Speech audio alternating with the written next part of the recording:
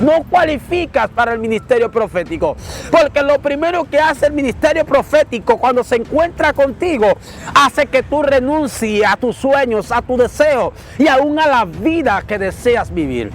Por eso Eliseo no vende la carne, Eliseo la regala, porque venderlo le haría perder tiempo. Porque los profetas, cuando la asignación, el llamado le cae, Maya Sanda, no pierden tiempo. Y en los cuartos que quiero enseñarles, los profetas de hoy están perdiendo tiempo en cosas que no tienen que ver con el propósito a lo que Dios le llamó, buscando el medio de conectarse con algo que expanda no el ministerio, sino su figura, no el llamado, sino su persona. Y los profetas realmente, lo quinto que usted tiene que saber, no piensan en ellos, sino en el propósito para el cual ellos fueron formados.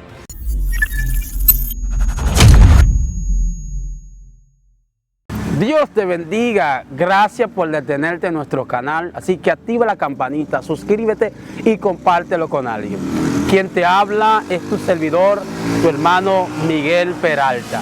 Y quiero compartir una palabra que es un poco controversial y es un poco conflictivo hablar acerca de este tema. Y quiero hablar acerca de los profetas, pero quiero hablar acerca de los profetas de una óptica bíblica y de una óptica realmente racionable.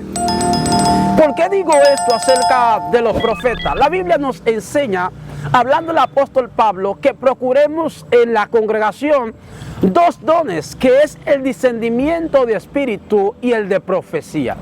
Es decir, que en la congregación la profecía es necesaria, porque una iglesia sin profecía se desenfrena. Pero quiero hacer hincapié aquí, el apóstol no dice que una iglesia sin profeta se desenfrena.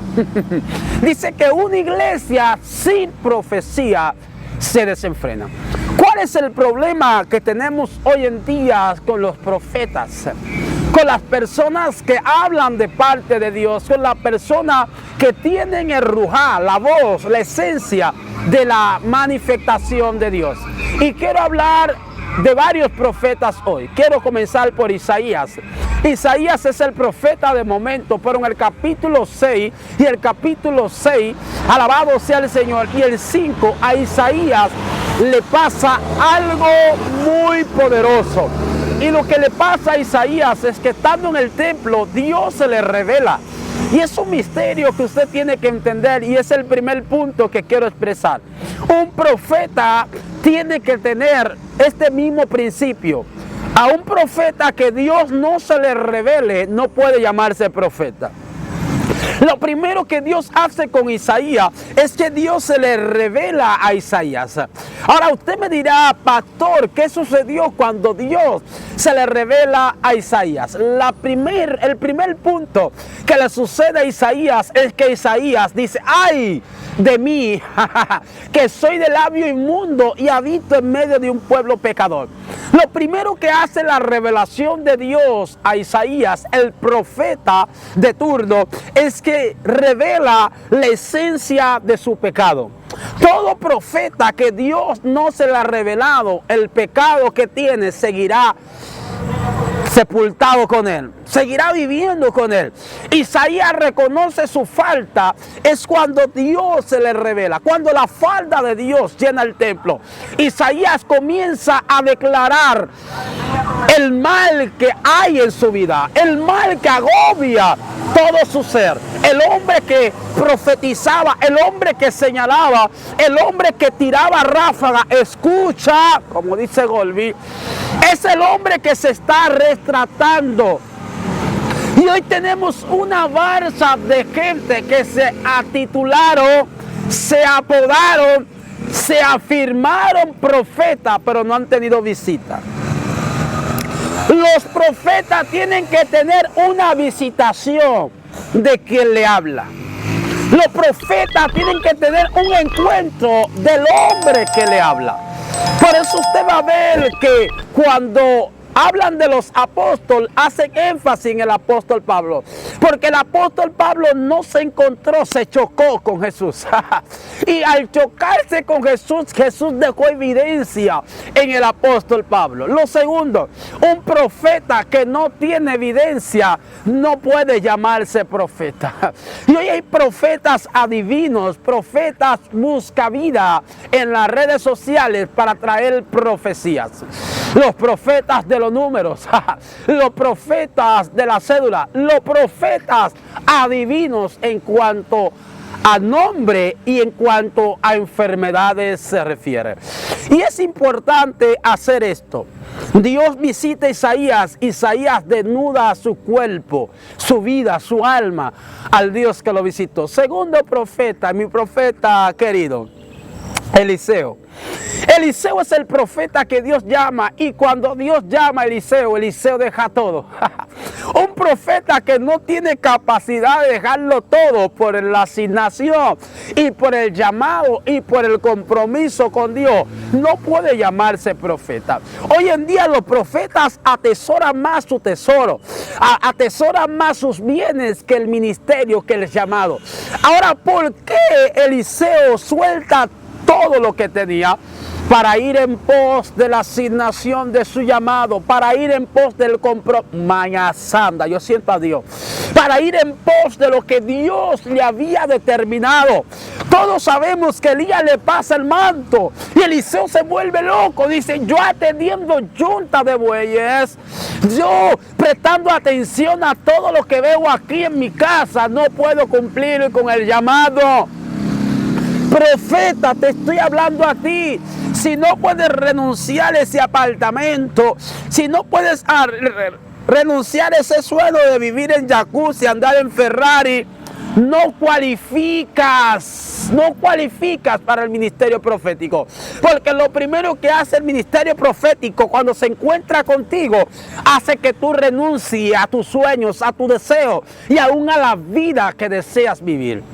Por eso Eliseo no vende la carne, Eliseo la regala, porque venderlo le haría perder tiempo. Porque los profetas, cuando la asignación, el llamado le cae, Maya Sanda, no pierden tiempo. Y es lo cuarto que quiero enseñarle.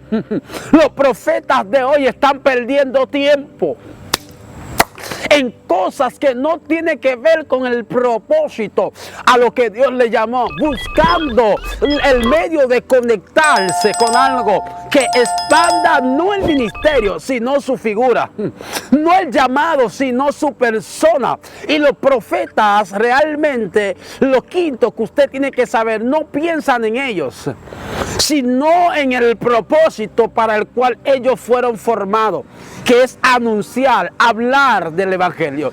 Lo sexto que usted tiene que aprender hoy acerca de un profeta, se lo dice su hermano Ezequiel.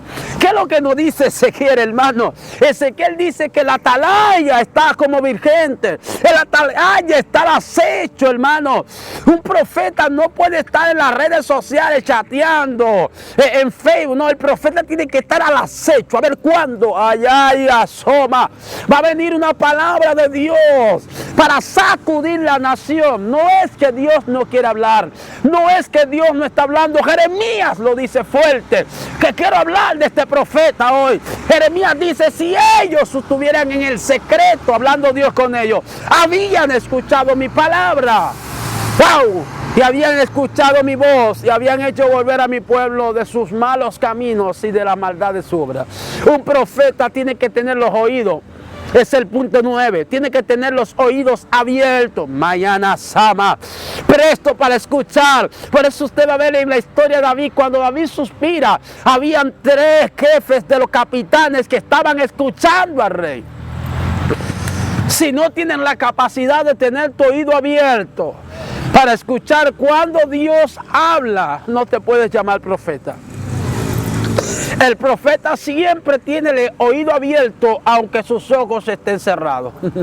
Si no, pregúntale al profeta. Cuando la mujer de Jeroboam se le acercó al profeta y dijo, mujer de Jeroboam, ¿por qué te disfrazas? Él tenía los ojos cerrados, pero el oído abierto. Es importante, profetas, hoy, los que se apodan, los que se titulan profetas, tengan los oídos abiertos. Porque cuando el león ruge, hasta Saúl profetiza.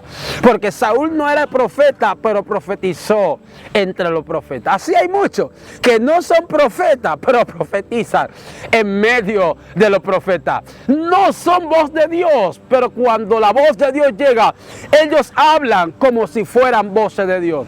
Y es importante, si has llegado al final de este video, déjanos un like, compártelo, suscríbete al canal y espero que la gracia Maya Santa de Dios sea sobre tu vida. Quiero orar por alguien ahora. Padre, guárdalo, cúbrelo a los profetas ahí, porque hay profetas genuinos, hay profetas verdaderos, hay profetas con una asignación y un llamado, hay profetas de monte, hay profetas de secreto, hay profetas de intimidad. Guárdamelo, Jehová. Cúbrelo, Señor, en el nombre de Jesús. Dios te bendiga y Dios te guarde. Shalom.